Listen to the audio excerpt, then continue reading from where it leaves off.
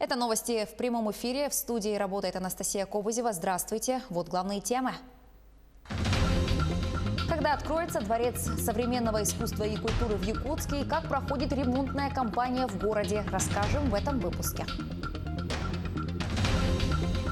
Яблоку негде упасть. Столичные торговые центры и летние веранды переполнены. Соблюдаются ли меры предосторожности?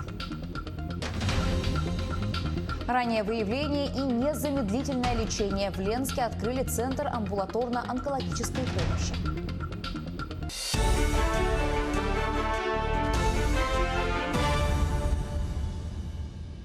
Контроль за детьми, выезжающими на отдых из Якутска в районы, будет усилен в связи с коронавирусом.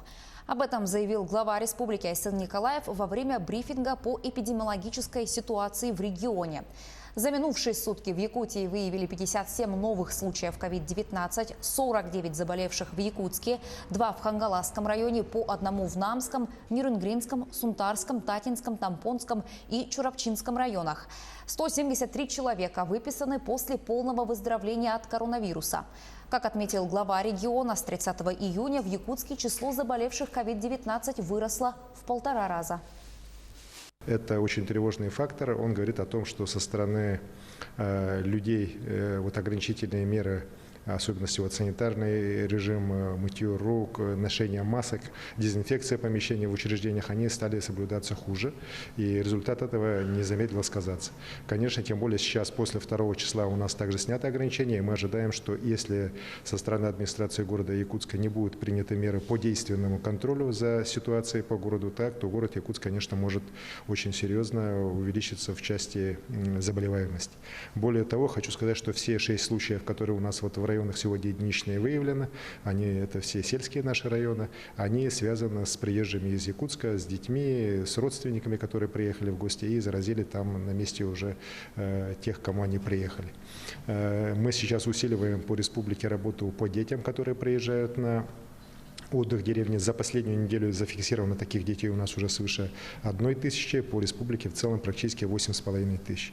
И хочу сказать, что вот как раз в результате проведенной профилактической работы мы у 56 из этих детей выявили коронавирус, и, соответственно, они сейчас уже прошли или проходят курс лечения, поэтому контроль за детьми, приезжающими из Якутска, конечно же, и со стороны родителей, и со стороны родственников надо серьезно усиливать для того, чтобы не было дальнейшего распространения инфекции у нас по республике.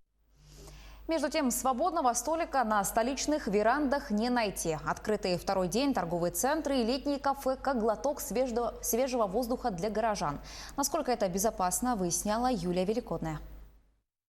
Сменить обстановку и встретиться с друзьями. Второй этап снятия ограничений в Якутске позволил это сделать. Горожане скучали по выходу в люди и общению.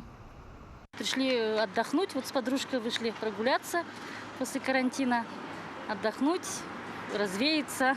Впервые вышли? Да, прогуляться. По свежему воздуху, по городу погуляли и решили зайти в кафе, посидеть, отдохнуть.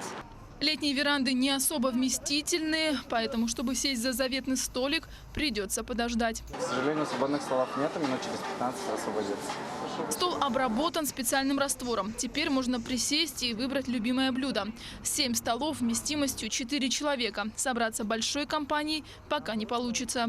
Мы поставили веранду. Это только раньше ее у нас не было.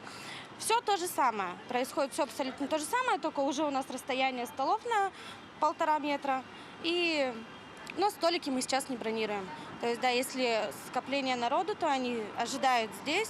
Все равно много кто приходит. У нас народу вчера очень много было. Все рады, довольны, что открылись, неужели. И вообще людям приятно сидеть на свежем воздухе. Все соскучились. В торговых центрах столько посетителей, словно была объявлена тотальная распродажа. Через один из таких молов в первый день после 4-месячного простоя прошло 5000 человек. Но горожане стараются проводить там немного времени. Минут 10. Полчаса. Примерно час. Примерно полчаса. А соблюдаются ли все меры безопасности продавцами? Нет, не очень. По-моему, не очень. Провел я где-то получаса. Конечно, соблюдает. 5 минут. И все нормально вроде. 5 минут. Соблюдаются ли правила безопасности? Конечно. Фудкорты и игровые зоны пока пустуют. Им запрещено работать. При входе в торговый центр посетители могут купить маски и перчатки. Если в других городах примерка запрещена, то в Якутске таких ограничений нет. На входе стоит у нас диспенсер с антисептическим средством. Все подходят, руки обрабатывают. Также в местах, где можно посидеть, отдохнуть, теперь у нас можно сидеть только по одному человеку. И, естественно, всем своим работникам, всему техперсоналу перед выходом на работу мы измеряем температуру, выдаем средства защиты. Количество заболевших коронавирусом в регионе в последние дни растет. Несмотря на снятие ограничений, важно помнить о собственной безопасности и соблюдать масочный режим. Юлия Великодная, Григорий Николаев, Якутск. Между тем, Роспотребнадзор запретил детский отдых в лагерях за пределами регионов до конца года. Исключение сделали для детей, проживающих в арктической зоне. Те, кто живет в городах федерального значения, могут выехать на отдых в детский лагерь в соседние регионы. Кроме того, до конца этого года под запретом оказались палаточные лагеря. Также отряды в детских лагерях должны быть наполнены только наполовину. А перед открытием каждой смены необходимо проводить генеральную уборку. Ранее Роспотребнадзор сообщал, что российские детские лагеря в этом году смогут открыться не ранее, чем на третьем этапе снятия ограничений из-за коронавируса. 220 природных пожаров действуют на территории Якутии. Площадь активного горения почти 2000 гектаров. За сутки возникло 13 пожаров и 24 ликвидировано. Угрозы населенным пунктам и объектам экономики нет. На тушение лесных пожаров привлекались 1250 человек и 145 единиц техники. Напомню, что в Якутию для тушения лесных пожаров прилетели более 140 парашютистов-десантников Федерального резерва Рослесхоза. Еще 45 человек прибудут из Читы. С начала пожароопасного сезона на территории региона зарегистрировано 572 природных пожара.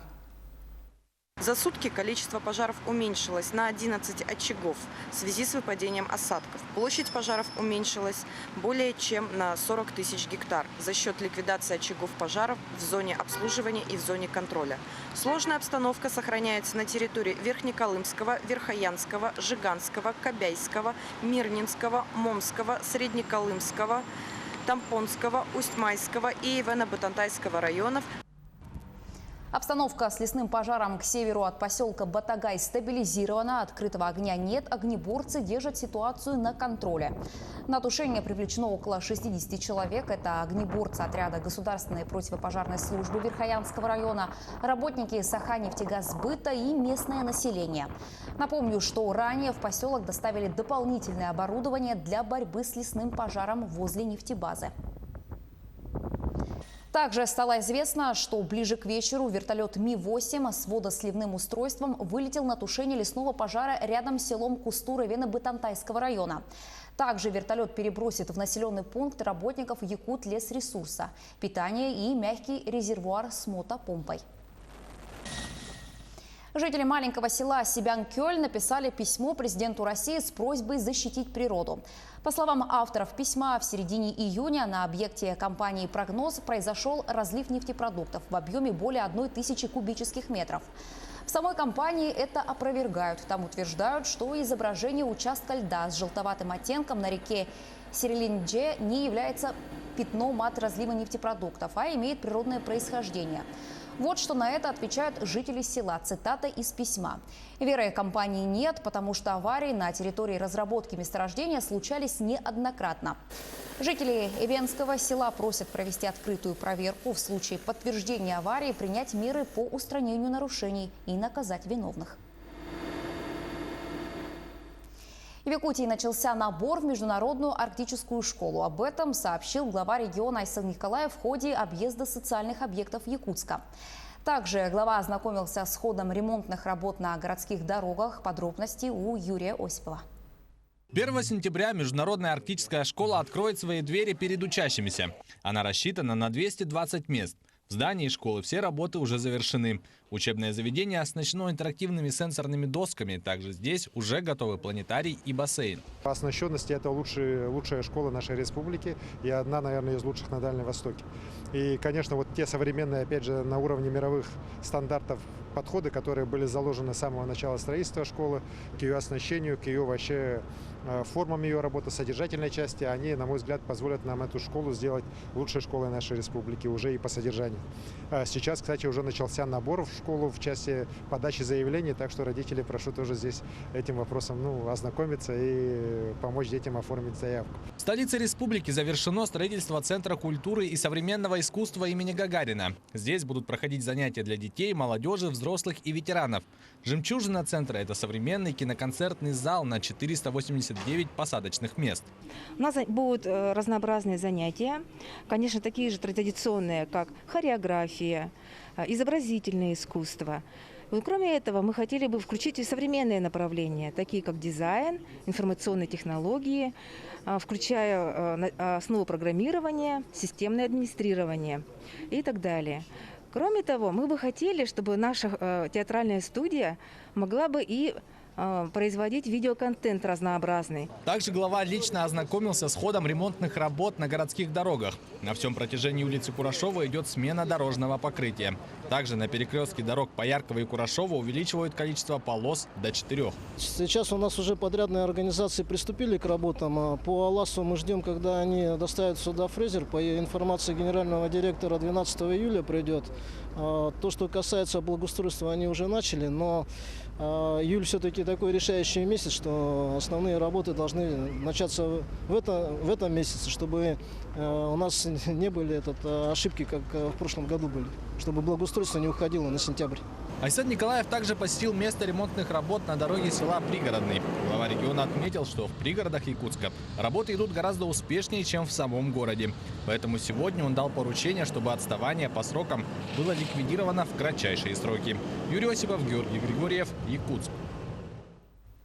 В Ленске открыли долгожданный центр амбулаторно-онкологической помощи на базе Центральной районной больницы. Это не первый центр на карте республики. В прошлом году было открыто 9 подобных медицинских учреждений. В этом году 3. Помимо диагностики, пациенты здесь смогут пройти лечение в дневном стационаре. Лабораторная база представлена широким спектром исследований, например, высококачественная ультразвуковая диагностика. Основная задача центра – выявление на ранней стадии раковых опухолей и незамедлительное лечение. У нас есть полный набор рентген-оборудования, необходимого для ЦАОП, эндоскопическое оборудование, вот вы видите, вновь приобретенное, свежее оборудование, то есть с большими диагностическими возможностями.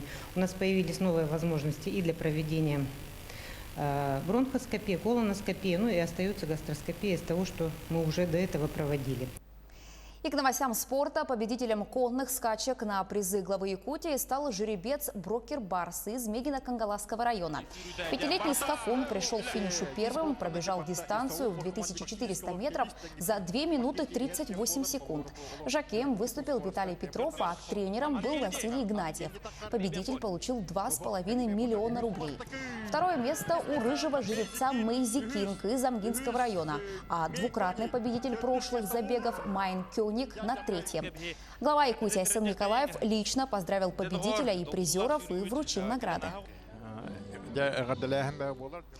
Игры «Манчары» в Татинском районе пройдут в 2025 году. Распоряжение об этом подписал глава Якутии Айсен Николаев.